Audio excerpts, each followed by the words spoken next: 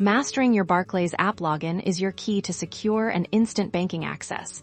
And in this quick tutorial, we'll show you exactly how to do it, step by step. First, ensure you've downloaded the official Barclays mobile banking app from your device's app store once installed.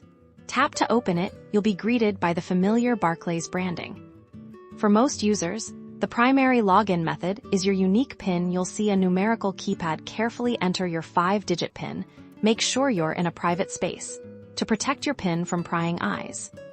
If your device supports it and you've set it up, fingerprint recognition is a super fast and secure alternative.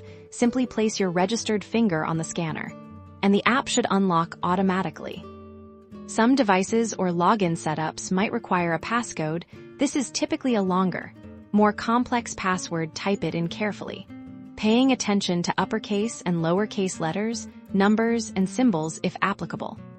Should you encounter any login issues, don't panic. Look for a forgotten PIN or trouble logging in. Link directly on the login screen. Tapping this will guide you through the recovery process, often involving additional security verification.